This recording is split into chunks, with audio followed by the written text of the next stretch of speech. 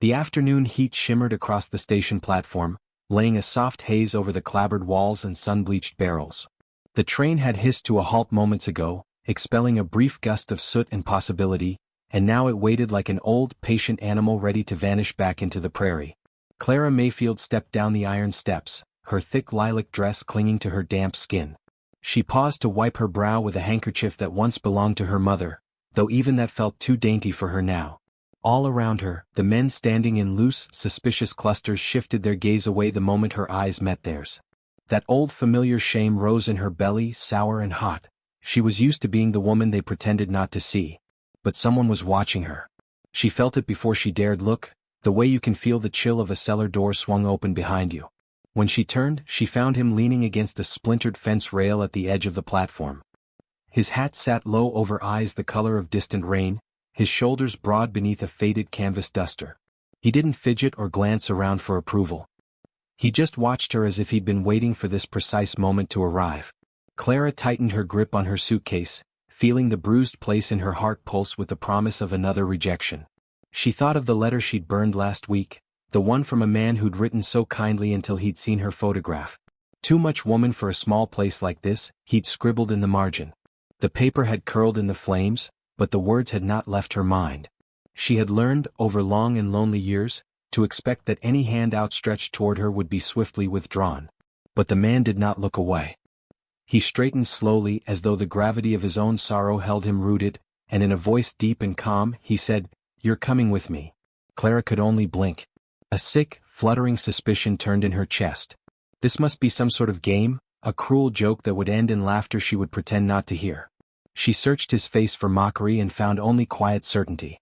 Around them the others began to murmur. She heard the crackle of gossip, the thrill of scandal, and she braced herself for humiliation. But the man moved as though none of them existed.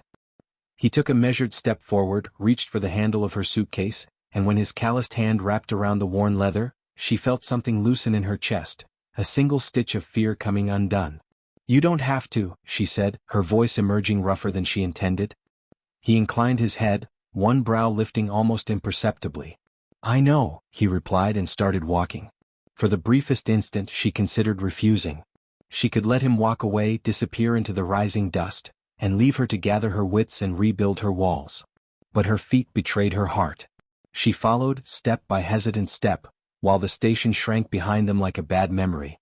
The world beyond the platform was brighter than she expected, full of buzzing grasshoppers and the honeyed scent of wild sage. As they crossed the rutted road into town, every porch seemed occupied by a watcher. A woman with pinched lips paused her sweeping to stare.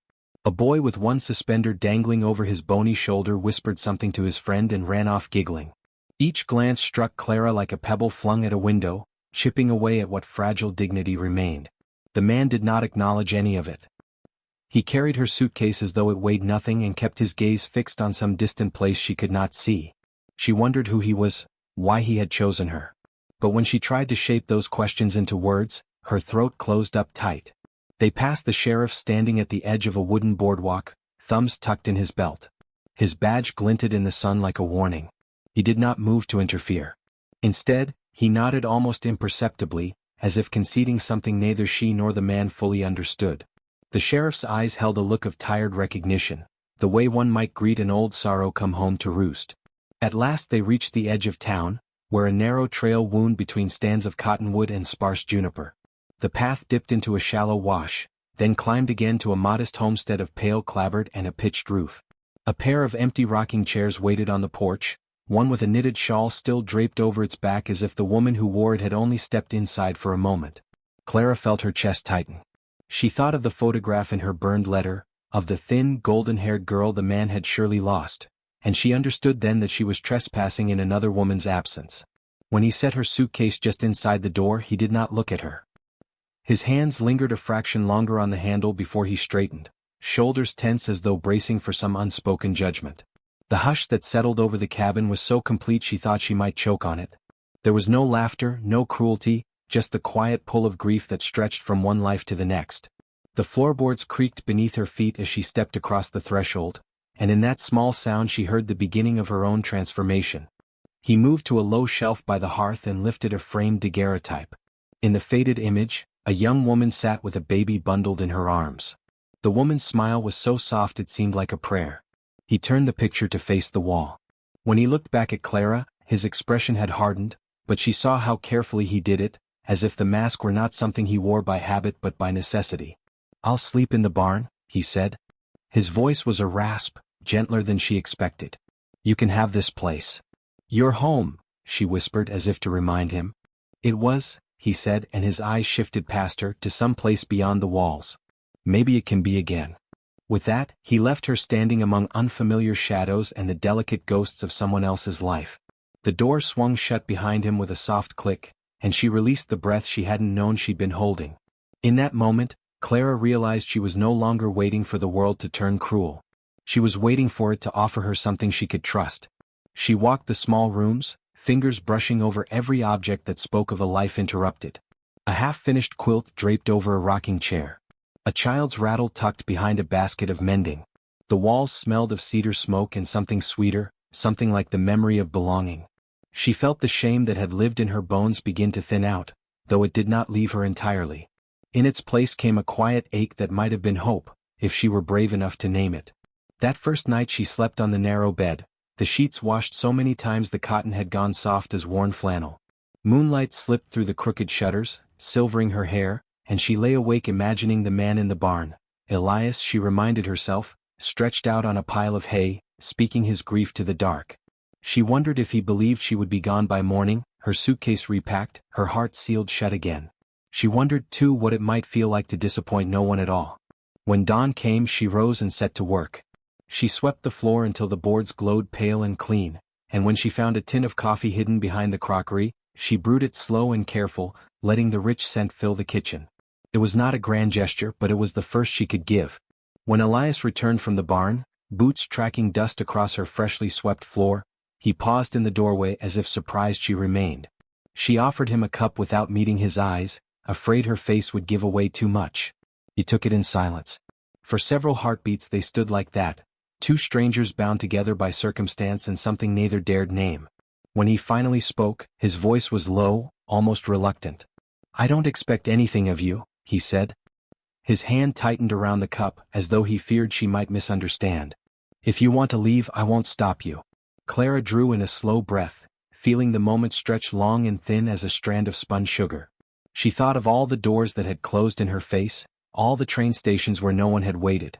And she thought of this place, humble, unfinished, wounded, and how for the first time she was being offered not pity but the chance to stay. "I'm not ready to leave," she said at last. The confession was small, but it was the truest thing she'd ever spoken. Elias inclined his head in a gesture so subtle it almost broke her heart. "All right then," he said, and for just an instant, something like relief flickered in his eyes. She caught it before he turned away and she held it tight, a tiny ember against the long cold she carried inside her. That evening she sat on the porch, the rocking chair beneath her creaking in time with her breath. The horizon burned with the last flare of daylight, and the air smelled of juniper and the faint, dry sweetness of hay. She felt the hush of the prairie settle over her, a hush so profound it almost felt like forgiveness. Inside she heard Elias moving with deliberate quiet as though he, too, was learning how to inhabit this shared space without splintering it. The dog appeared then, a rangy mutt with burrs tangled in its fur and eyes the color of muddy river water. It paused at the bottom step, head low, waiting to be chased off. Clara bent forward, her voice low and steady. "You can stay," she murmured, "if you're tired of running." The animal climbed the steps with a cautious grace, curling up at her feet as if it had always belonged there. She stroked its matted coat and felt the last of the day's tension slip from her shoulders. From the doorway Elias watched her, his expression unreadable, but she thought she saw something soften there, some old wound easing at the edges. When darkness finally wrapped the homestead in its quiet shroud, she rose and stepped inside, the dog trailing behind her like a second shadow. Elias moved aside to let her pass and their eyes met, just for a heartbeat. In that glance she felt the smallest, strangest certainty take root. She was not here to be saved. She was here to begin again. Later, lying beneath a thin quilt that smelled of cedar, she closed her eyes and listened to the wind brushing against the eaves, the slow, steady rhythm of another soul learning how to live beside hers. It was not the life she had expected. It was not even the life she had believed she deserved. But it was something real, something unvarnished and quietly luminous. And as sleep crept closer, she thought, if there was a place in the world for a man like Elias Boone to keep breathing after all he'd lost, perhaps there was a place for her too. And if the dawn came with more questions than answers, she knew she would meet it without flinching. For the first time in years she felt the